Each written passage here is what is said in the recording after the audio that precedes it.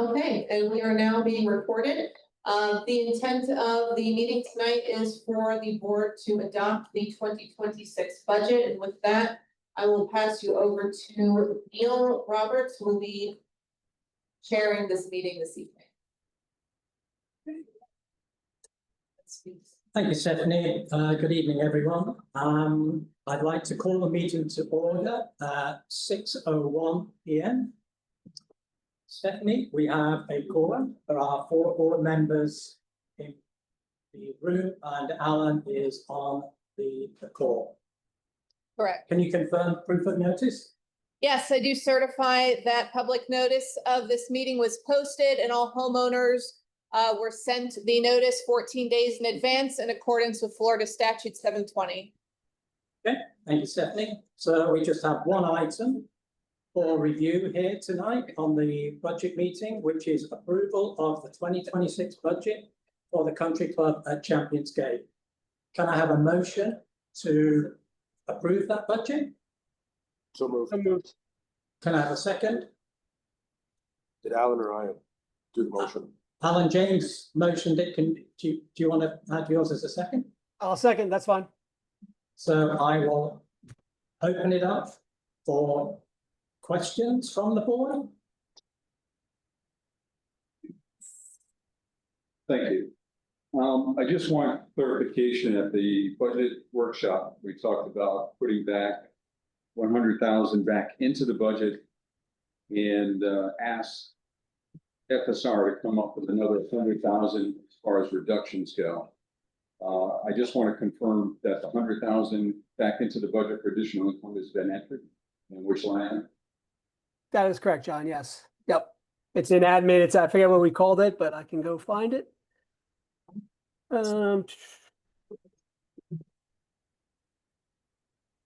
Yeah, give me 1 second, but yeah, it's definitely in there. It's in the same line item as it was last year. And I think it's called like excess revenue or something, but it is definitely in there. Thank you. The next one is after the budget workshop, the next morning, 8:30 in the morning, FSR was tasked the night before. Debbie came back with suggestions in regards to what they could possibly do to reduce, meet up the 100,000 that they were tasked with. And I think it came up with approximately 74,000. Has any of that been put back into the budget as well? Yes, all those cost reductions, I think it totaled a little over $100,000 based on FSR's recommendations, and then a few other areas that we trimmed back. So yeah, all the things we discussed in the last budget sort of workshop have been reflected in the budget. Okay, so everything's in that we discussed and through that budget workshop. Okay. Correct. Yep. Thank you. Okay, any other questions from the board? Okay, then I'll open it up for any questions from the room.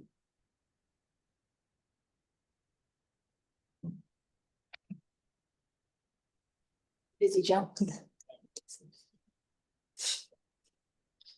Thanks, Mark. My question for very quickly and precisely, just go through some of those savings we'll get from that. So Alan, in case you didn't hear that, the savings, can you just identify those savings that we're getting from FSR? Yeah, John, you might be better positioned because but it's mostly on the salary line, and I think it's a little bit on, I think we cut back on a little bit of the contingency line, and I think there was a little bit of discretionary spending in admin as well, but the bulk of it comes from the wages and salary line. That's very vague. Sorry, that's very vague. The eliminating staff that we're putting down this about and the discretionary spending that we're up with spending. What exactly is that? So the question is, are First Services cutting staff numbers? And on the discretionary, what exactly does that represent? Well, that's for me to answer. I discuss personnel in an open board meeting. Nope. No, you can't. So we can't discuss personnel in an open board meeting. So we can't say it's going to be X person or Y person. That's not allowed under the statute. But it is savings, as Alan has mentioned, from just reduction in staffing. the discretionary savings, Alan, do you have any comments on that? So there was a contingency line that we brought down, and John, do you remember where the other components were? There Do a was side by 10,000 side here. activities.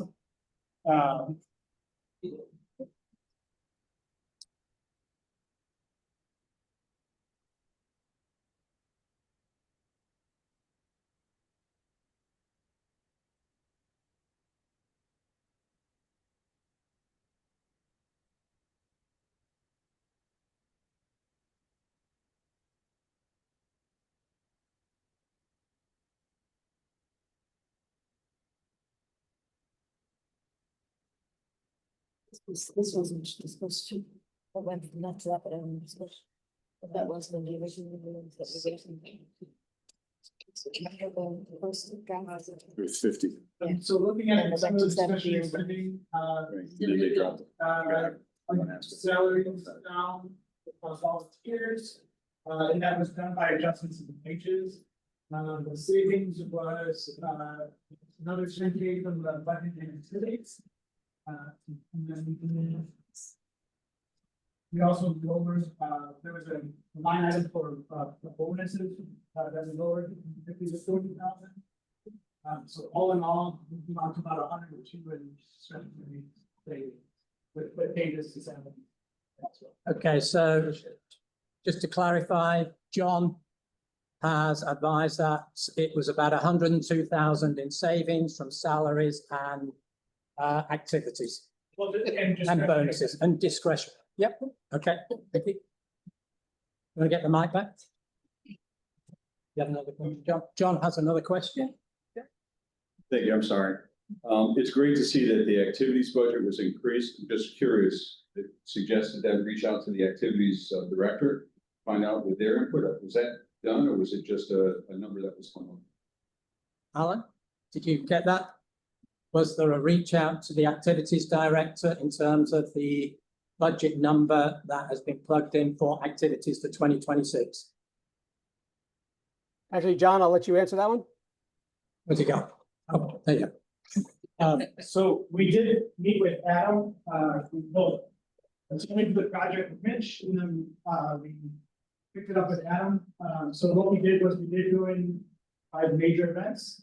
And place budgets to those, and then we kind of took the rest of it to go through musicians, like, you know, other activities and things like that, so there was a need for that. And one of the additional savings that we're looking for and to help increase that number too is through sponsorships. I don't know if you noticed that the last event, there was a vendor that was here on site. They paid to be here for that, so it helps to offset some of the, or generate additional revenue to cover the cost of events. So that's the goal of 26, to offset some of the expenditures with the sponsorships of the vendors. Companies.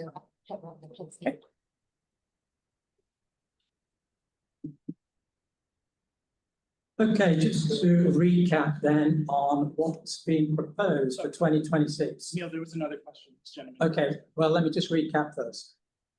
Okay, for 2026, there will be no monthly increase in the operating dues in terms of the assessments for the single family homes. There will be a 3-month increase for the villa.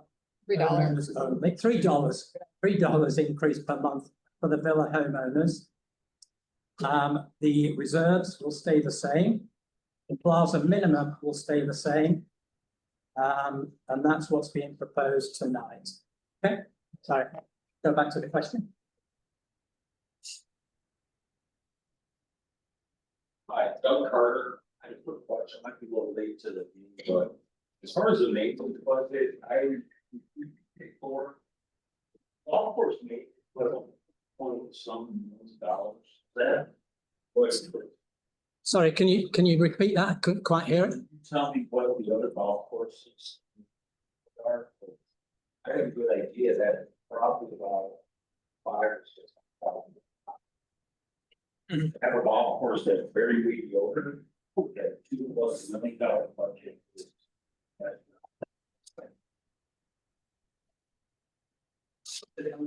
Yeah, so do you want to repeat the question? I couldn't So quite hear it over the here. question, Neil, was is the budget for the golf course $2+ million for golf maintenance?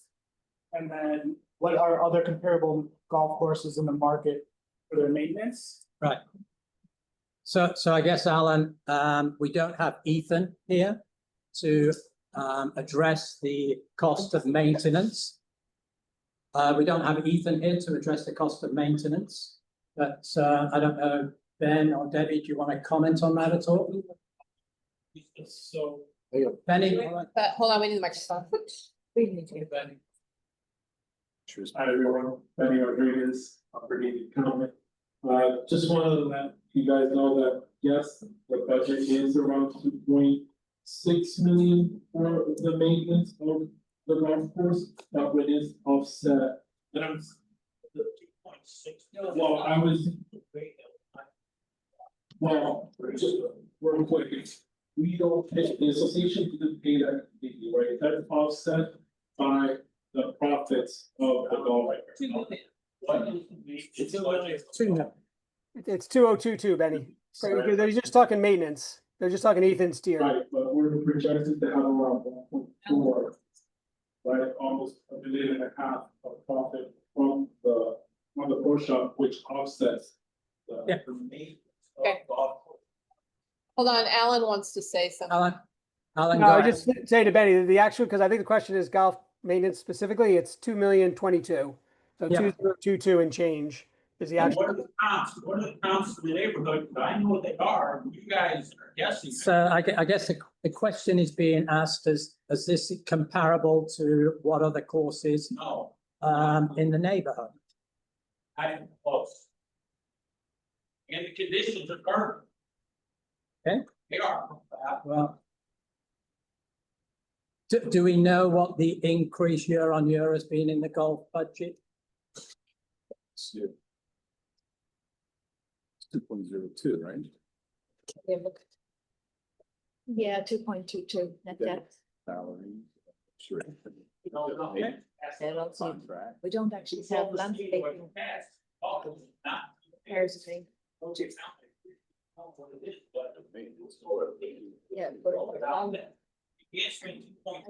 it's the- that was reason. Unbelievable. It's all on the place, but it's- We're the 25 years. You spend Okay. $2 million. This golf course should be blown up and be done. Not waste money. Okay, all right. Thank you. Thank you for your comments. Yes. Yes. Yeah, I know, it does include salaries, it does include other line items, not just the maintenance. But the $2 million includes salaries, it includes landscaping, it includes the maintenance, so I think you need to break it down. Okay, any more questions from the audience? No, you've had yours. Gary, did you have a question? That gentleman was asking if we were gonna come.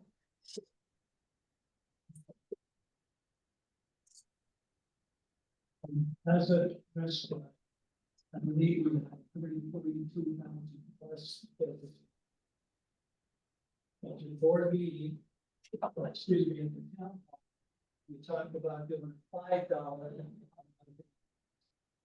Talked about doing $15 increase. We cannot hear him. Really, can you speak much closer to the mic? So in the restaurant, I believe that you have over $140,000 deficit.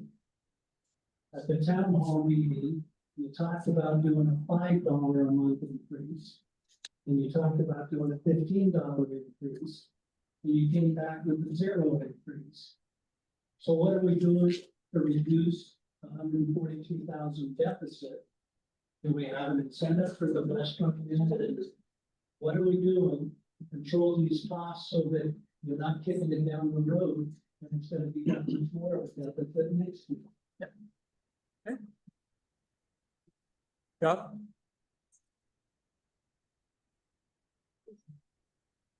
Thanks, Gary, for that. Yeah, the challenge we always have had with the plaza is that it's a closed community.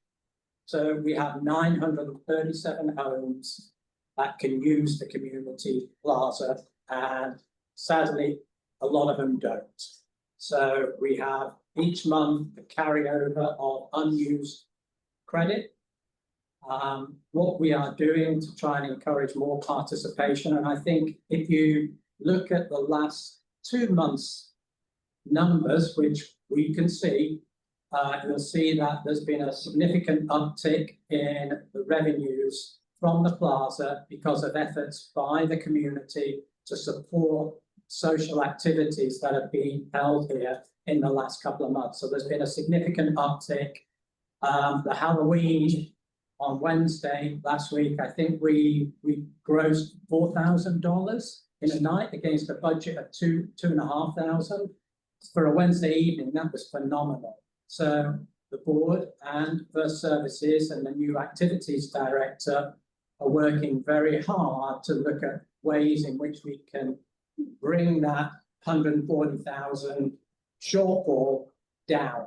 So in terms of the first part of your question, Gary, the plaza credit increase, we did discuss that in the town hall. I think if you look at the end of that meeting, it was agreed that the 300,000 shortfall in the budget would come from 3 areas. One would be a carryover of 100,000 from this year's surplus, 100,000 in cost reductions with First Services, and 100,000 from increased public play on the Monday. Without any increase in the 25. That way we can have a 0 increase on the monthly assessments for the residents, which I think is what this board wanted to achieve. 240. Sorry, Neil, I think I said 140. sorry. Sorry. When do we decide the play day was gonna be Monday? The second play day? I thought we discussed that on. No. Also, I still think we should really look at doing something and increasing the spend in the plaza, you know, the monthly spend. It gets us a little bit more revenue in. It gives the people something that they're getting for their money, and then if they decide not to use it, well, that's their decision. But everybody else who's using it is actually getting something for their money. And I still think, I would like to know when they decided that Monday was going to be the second play day. Hasn't been decided, that was a suggestion I think we had on town hall on the last budget meeting. In terms of the 25 plaza credit or the 75 plaza credit, if the people who are using it doesn't know whether they pay monthly or whether they just pay the extra that they're using. And so, but it's the people having to find that each month, and I think that was something that people who are on a fixed income don't necessarily have that kind of money. So this is what we're discussing here.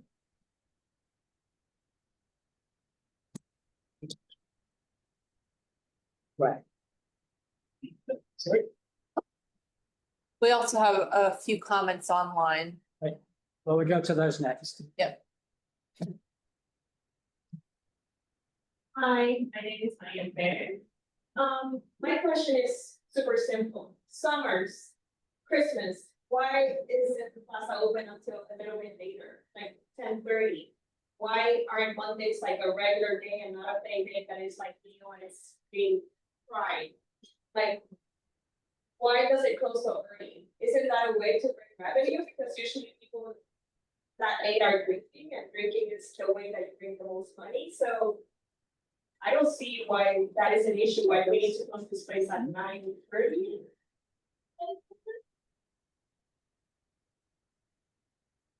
Isn't that like an option to at least open it for summers and winters? Later? May I answer that? Answer.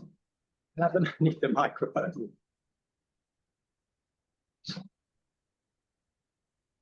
Do you want to repeat the question? Because I think they have an issue. Yeah, I think the question was, why don't we open, correct me if I'm wrong, why don't we open later during the summer months? Why don't we open on a Monday? Yeah. Yeah, it's certainly something that we can look at. One of the reasons why we closed the Plaza restaurant on a Monday is when we used to open on a Monday, we did an evaluation of the revenue that we were taking. And some days, some Mondays, we were taking less than $50. It didn't cover the cost of the staffing in the kitchens. We were losing hand over fist. And to Gary's point earlier, you want to try and minimize that loss, and by closing the food restaurant for Monday evenings was one of the ways to reduce the expense of the Plaza. In terms of extending hours, we can have that conversation with First Services. Obviously, you're then getting into a situation of staffing, how they staff that later in the evening, the additional costs versus the benefits attributed to the added revenue that we may generate from extending those times. So that's certainly something we could look at. For the summer months, as you say, when it's lighter later.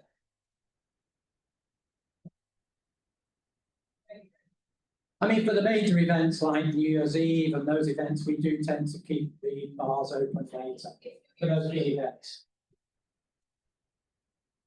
Any other questions? Thought about just making it a food minimum instead of food and beverage. We can. I think Bob was first. I just have a comment. I've been associated with country clubs for a long time. Most clubs that I was on board of, our main purpose of minimum was to cover our operating costs. So that after we were break even, when we opened the door. And I think that's the kind of plan you have to have in place. I mean, it does not make sense to have the minimum and not at least cover your operating costs. Sorry. Give it to them. Okay. See you later. So the deficit on the Plaza restaurant was 241,735 budget. If we assume that you're gonna go across 12 months, 937, and you assume a cost of goods sold of 50%, that's a $44 roughly increase to your 75. That's what you're looking at from what you're saying. So, and then that's not uniform, because we have some people that spend $1,000, like Alan went through this before, but they spend $1,000 a month. Some in this room right now, actually. And they're not gonna all of a sudden say, hey, my increase is $44, so instead of spending 1,000, I'm gonna spend $1,044, just not gonna happen. Right, then we have 22% roughly of our people that spend $0, zero. The equivalent of 230 some odd houses spend the equivalent of zero here. If all of a sudden they actually, the reality is, if they ended up starting to actually come here, you could take the 200 grand you get from them, and now your deficit is gonna go up by over $100,000 more. It is a catch-22, and when we look at this, if you wanna get really technical in the way to do it, I said it at the last meeting, and with all due respect to Facebook, they quoted it wrong, so let me be crystal clear on this. If you wanna get this, raise the price of your entree. Instead of being $13, make it $16. That's the only way you get there. None of this else is all just window dressing. Thanks, James. Can we go to the questions online, please, Stephanie? They've been waiting now for a while. Yes. Could I potentially use the microphone? Oh, you need the microphone, you didn't need. All right, we do have a few comments online. It's not working. Have inflation and expected increases with FSR and landscaping been included in the budget without limiting residents' usage of golf course?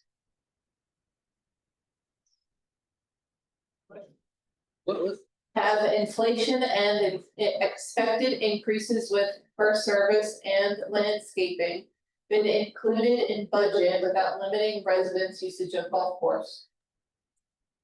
Yes. They're doing second play day. Understand the question? Right. So,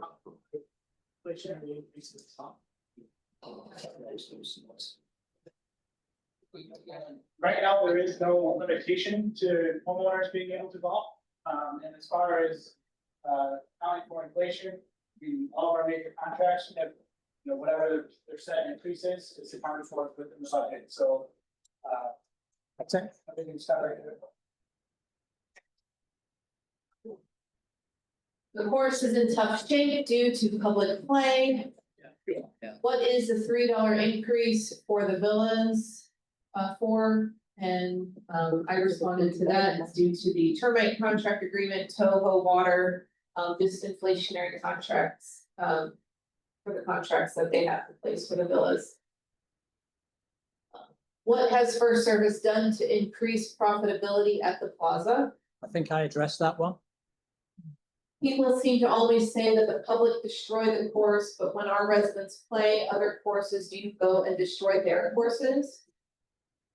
If we have established that the golf course is what makes money and the plaza is an area that we have challenges with making money, why are we investing any funds in the plaza, like lowering the bar, screens for the outside, etc., versus putting that money into the golf course? Any smart business would invest funds into the area that makes money for the organization. Stephanie, let's address that. Yep. I think you'll recognise that we are putting money into the golf course. Look at the extension we're doing at the golf grill.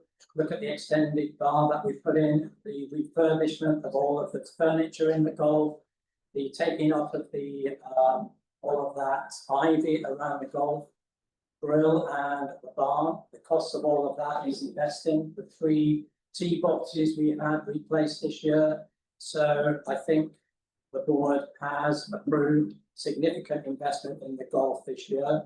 In terms of the plaza, obviously we are investing because we want the plaza to be a place that we can all be proud of and we can all come and we can make sure that we have social events that are a success.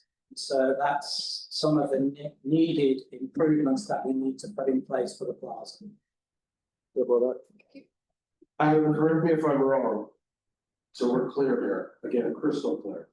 $647,996 is the golf course and grill subsidy. And by subsidy, I mean that's the allocation of your monthly HOA dues to golf. Is that correct? That sounds correct. The Plaza Restaurant, the amount of the allocation, $241,735. Is that correct? That's correct. The narrative that the plaza is losing more than the golf is just fictitious.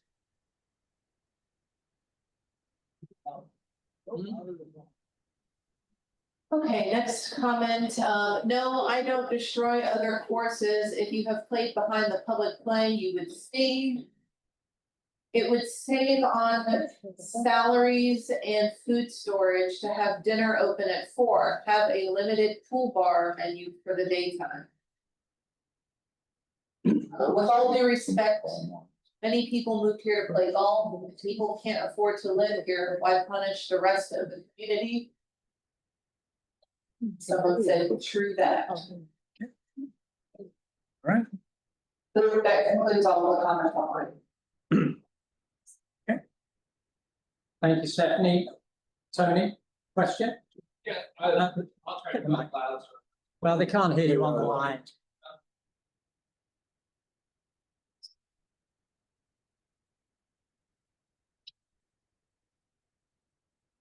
Yeah, my question regards the increased price on the new items, because I agree with James that if you run a business, you constantly lose money. I'm not saying how much we're losing, but we've been here for 3 years, every year, it's reported that we're losing money operating the plazas, which would just simply indicate that your profit margin isn't high enough. It's that simple. If you're buying food, but you're still losing money, you need to raise your prices or reduce that. You either have to do one of 2 things. You have to either increase your prices or you decrease your costs. Yeah, it's one or the other. You can't just borrow from Peter to pay Paul year after year and say, we're fixing it that way. You have to address the problem head on. I believe.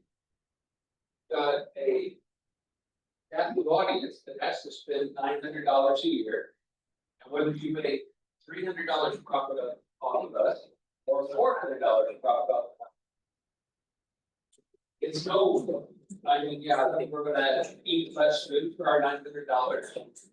But the profit amount for this place was better. That's it. I'm just like, why not look at that? Why not set that? McDonald's costs more today than it did last year. Every restaurant out there raised their price, and why shouldn't we?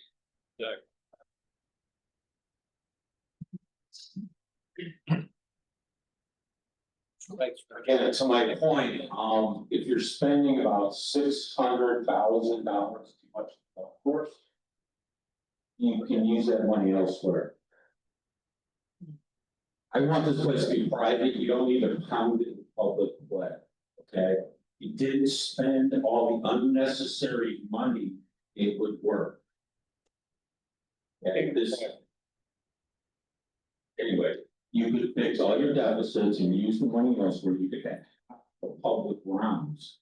If you didn't spend all the extra money on each local golf course. I want a nicer golf course, you can get one without a $2+ million budget. And again, our management company could give us an analysis of what everyone else is spending. I'll give you courses too, no one is near this number, and you guys know it. Tell me with Pro Shop all the time.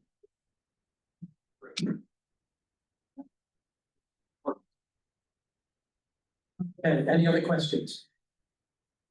Okay, then the motion to the board is for approval of the 2026 budget as presented, with a no increase in the monthly assessment for the single family homes, a $3 per month increase for the villa homeowners. So all those in favour? Aye. All those against? Cancel. So that's carried 4-1.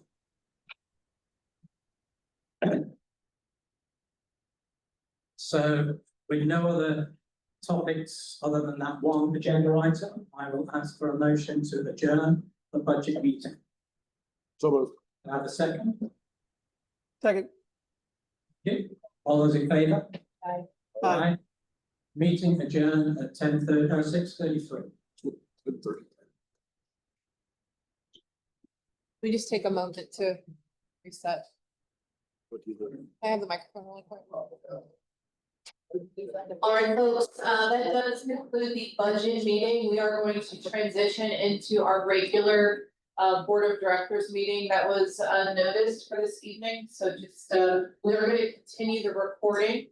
But just we are going to make that transition over to the regular board meeting. Okay, I'd like to call this board meeting to order at 6:34. We have a certificate of quorum. There are 4 board members here and 1 on the phone. Proof of notice. Yep, I do certify that public notice of this meeting was posted 48 hours in advance in accordance with Florida Statute 720. Okay. Next agenda item is approval of the past minutes. Can I have a motion to approve those minutes? Motion. Can I have a second? Second. Any questions? Who made the motion?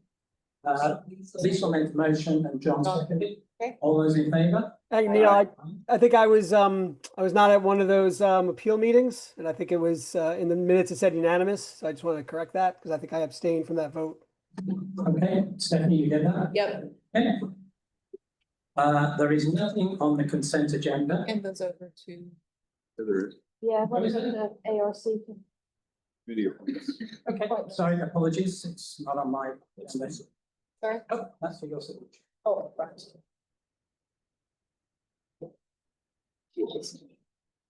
Okay.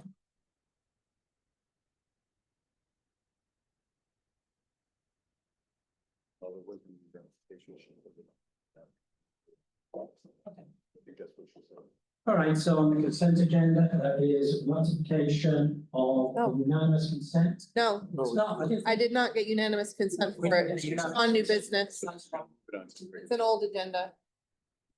But the agenda that was sent out didn't have that on there, John.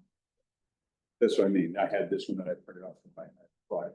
The She's gonna agenda- move that over to the regular meeting. That's Okay. what she's gonna- I didn't get unanimous consent, so I don't. Understood, but you said you're gonna move that over to the regular meeting, right? Which it is, the committee I'm appointment. sorry? Yeah, it's on new business. Thank Okay, so now at this time, I would like to call for an adjournment to this meeting because we have two items that need to be added to the agenda, including the golf cart parade. And we need to give 48 hours notice under Florida statute to allow us to make any kind of agenda items or statements. We're not allowed to do that without notice. So I am motioning to adjourn this meeting until 6 PM on Thursday evening this week. Not adjourning this meeting, you're ending this meeting. Oh, sorry, I'm adjourning this, You're adjourning this meeting? Yeah. There'll be a new meeting on the, adjourning this meeting, or we just keep postponing this meeting? you can't because it's not on the item. It's not been posted. Okay, we're just adjourning this meeting and we will have a new meeting on Friday, on Thursday. Notice no longer adjourned. Can we have a motion to adjourn? Do we have a motion? So moved. Can we have a second? Second. All those in favour? Aye. All those against? Motion carried 4-1. This meeting is adjourned at 6:37. Okay, can I have the microphone really quick? Can I have the microphone? I guess we go for ours quick for this week. All right, ladies and gentlemen. Stay 48 hours. The meeting, the regular board meeting for this evening has adjourned. We are going to have another board meeting on Thursday that will be noticed. So tomorrow you will see a notice for another board meeting that will happen on Thursday at 6 PM. Thank you, everybody, for joining us online. Have a good night. I'm sorry.